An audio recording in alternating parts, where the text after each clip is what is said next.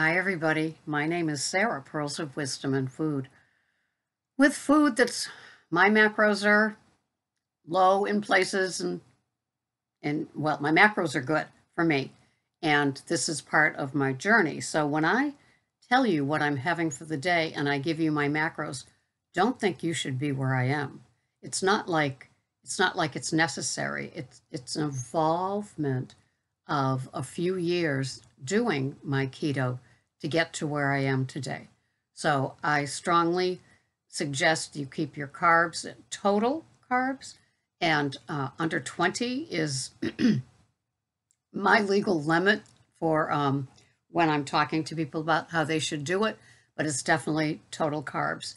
And if you do less carbs, that's what I suggest if you get to that place where you might be stalling. You might feel you're at a plateau. It's kind of killing you to just see and feel the same way each day, and you want some sort of push, some sort of movement in the scale. Of course, I've been there. I'm a woman, right?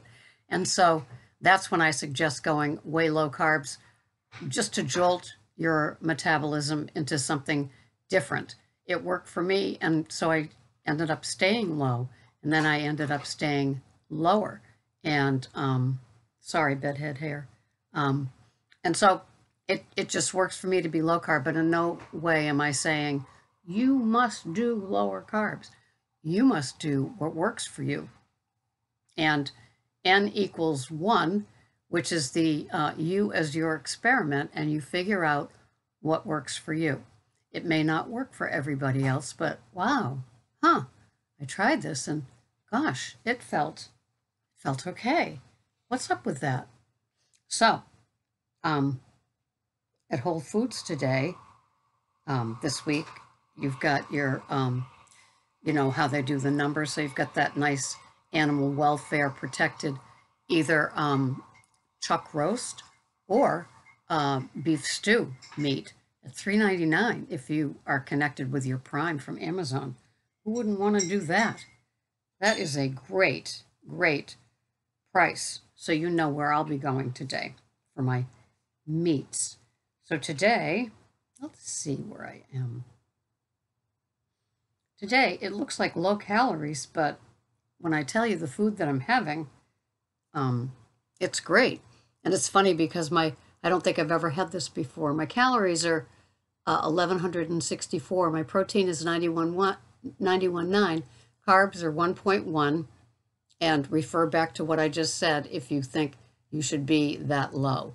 And my fats are 89.9. So my protein and my fats almost are the same. And so, yes, I am trying a carnivore food plan, but I did keto for, 3 or 4 years before I got here, and I did low carb, high fat for a couple of years before I did that. So, no sugars or grains for a long, long time.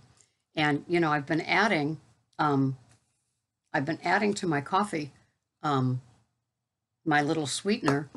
And last week I gave up, or maybe 2 weeks ago, I gave up the second cup of coffee sweetener. And the first couple of cups, a couple of days, I noticed it. It's like, oh, that doesn't have the same sweetness as the morning one. And now it's like, I can't tell the difference between my morning one because I have 2 NutriBullet containers, and I prepped them, and so one I prepped for the morning with the sweetener in it, and then the second cup of coffee is less fat and no sweetener, and really I can't tell the difference. So it's kind of like my topic today, and it's just kind of funny how we resist, then suddenly we embrace, and we wonder what all that resistance was about.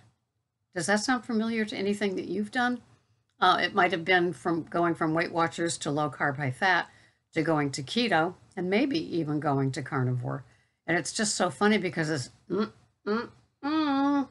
And last night or yesterday in my macros, my carbs were 1. And I didn't finish my just simple lettuce leaf salad, which is kind of funny. So I am embracing the more meat in my day type of food plan, and I'm delighted with it. The scale showed a little bit of delighted with it too, so that always makes me happy. But that's not always my goal. My goal is to feel good, and it just seemed like a natural sort of way to go along with the lowered veggies. If you're not there, that's just fine. So anyway, today, what am I having? Well, I'm having a filet mignon that we cooked on the big green egg.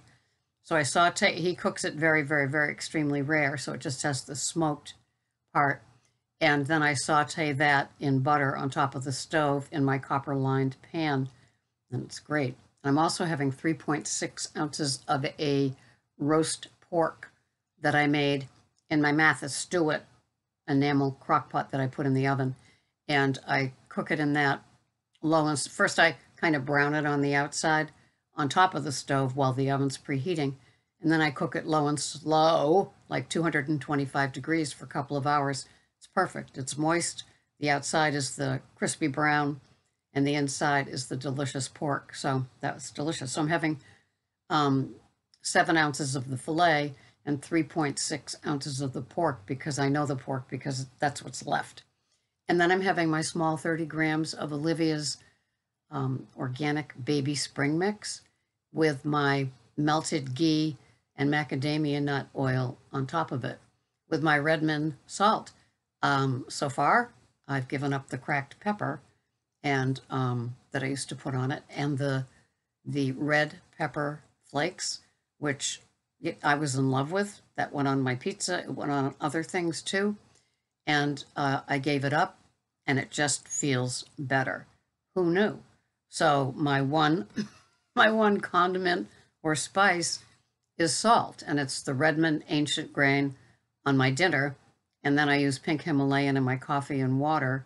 And then I use Celtic salt crystals on my tongue, and all just dandy. So that's how I am rolling. But the resist to embrace is just kind of interesting. And so I'm noticing it now with the veggies and the salad. But the sweetener, I was thinking about it this morning, and I was thinking about what the title topic could be for this video. And I was thinking about the human nature part of, like, so resistant, totally resistant to the carnivore way. And, you can take your carnivore and do with it what you wish, but I'm not giving up veggies, and I'm not giving up my keto pizza. Well, guess what? I'm not giving up my keto pizza. I'm still going to have it. And Monday through Friday are very carnivore-ish. I mean, one carb. And then on Sunday, it's the big green egg. So I have my small portion. I gave up the asparagus, so now it's just cauliflower crumbles and Brussels sprouts with the steak, which is usually ribeye or porterhouse. And then Greg cooks the filet, the tenderloin, and we have that a couple days later. And so it just all works for me. But if you come at me with a suggestion for something, my first impulse, or maybe even reaction, will be no, I'm not going to do that. And then it sits with me. One of my clients strongly suggested something in a loving way, and my first reaction, because I've been doing the reaction thing, I know my first reaction is always no. But then I've gotten better at it. So then I say, I think you may be right. And so I took her suggestion, and it felt great. And it wasn't necessarily about food. It was something about the videos. And so I'm very glad that I did it. And I'm very glad that I'm giving up the veggies that, I don't know, they just kind of stopped working, but I still love. So the Brussels and the cauli that I still love, I have in smaller amounts on Sunday. And then during the week, it's the 30 grams of the lettuces, but I might go down to the 25 grams. I'm not sure. But it's just the resistance and the embrace. And, for a lot of people, it's going from one food plan to the next. And it's like, why? why was I so resistant to that person's suggestion, those videos, those proofs of that something was improving in their life by perhaps not having that anymore. For some people, it could be giving up gum, like I did. Woo. And then when I heard about salicylates,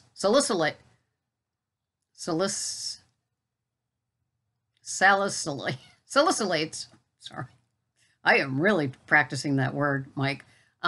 In the gum, I was totally glad that I gave it up.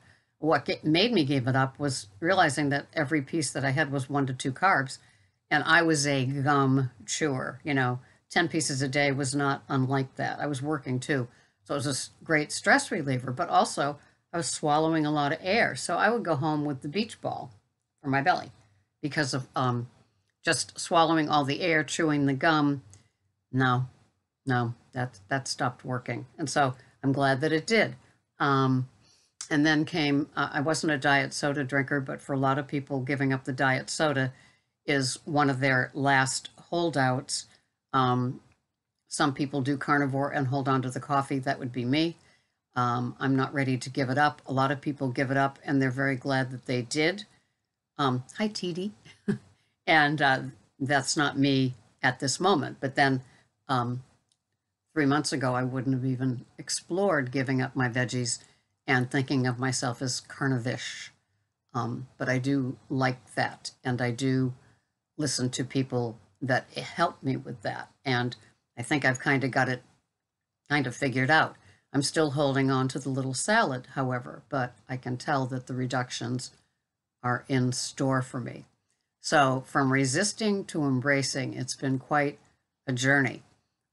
Even, when I was just chowing, it's just a chow hound at the end of my food run, my overeating run, and then it was Weight Watchers, and I really got into that because it was weighing and measuring and points and using your camera, and it was the parts of it, the tools were kind of fun and distracting along with the products, and I did that until I didn't, and how many things did I throw out? Oh my God! After I went into keto and I gave up the grains and the sugar. And so that worked, and it worked for a long, long, long time. And now I'm just, it's like you can call me either carnivish or modified keto. But if you're beginning keto, just having a piece of meat or fish or poultry and a small salad with a little bit of good oil on it, or a small portion of a veggie that you like that's not starchy with butter on it, I mean, that's probably going to be amazing to your system, and you will benefit from that. And to me, that's always been carnivore. I mean, keto anyway is none of the keto-fying, none of the desserts or the breads or the oopsies or the whoopsies or whatever it is that people play around with. I'm just really simple. To me, the leftover stew with the cauli crumbles and some Brussels sprout shavings in it is just about as fancy Nancy as I get now. Yesterday, I took a load, and I mean a load, of kitchen gadgets and plates and pots and utensils to Salvation Army. I don't cook like that anymore. So I kept my Martha Stewart enameled crock pots and my regular crock pot, kept a couple of, the copper-lined frying pan and the square pan, and a few other things, but got rid of so many things. I just don't cook like that anymore. I don't need, the 16-quart stock pot thing. So, and I don't need the 6 that I had. I even took my Instapot because I never really figured out the meat part of mine. And so I only cooked veggies in it. Well, I don't need to only cook veggies in it. So somebody's going to benefit from an Instapot. And I was vacillating between buying an air fryer or the Cuisinart toaster oven air fryer on sale at Macy's this week. And I was perseverating about it. And what do you think, Greg? And he goes, I don't know. And we watched a couple of air fryer videos on YouTube. And it's like, I don't cook French fries. And chicken wings, the way that I do it, they end up crispy and good anyway. So I decided not to. And Greg said, good, good. So I did not buy any, I did not do any replacements in all of the things that I took to Salvation Army. And if any of you are hoarders or have too much of certain things and never really look at it and say, I could do with half of this, it feels great today. I felt like I lost weight on the scale or something. I felt like I had a whoosh on the scale. And what it was is a whole bunch of stuff that I brought to Salvation Army. All the money that I spent on all these things, and I never used them. I don't know if any of you are like that. Tell me below if you are. But anyway, from resistance to embracing, it's just one of those funny parts of the journey that it's like, why did I fight that? That wasn't, I don't feel bad. This feels kind of good. I'm going to keep going with it. Thank you so much for watching. This has been Sarah, Pearls of Wisdom and Food with Keto and some carnivish. And if you need some one-on-one in figuring it out, and you are a believer in weighing, measuring, and the chronometer, that's how I coach my clients. We do it daily. I get into their chronometer and see what they're having, make suggestions, and we go from there. Well, I also have a phone call package, and I also have a package of both. So if you need me, it's ketocoachingsarah.com, ketocoachingsarah.com. And it's just a little boot camp for like stopping the madness of the other stuff. I will see you the next time. Thanks so much for watching. Bye-bye for now.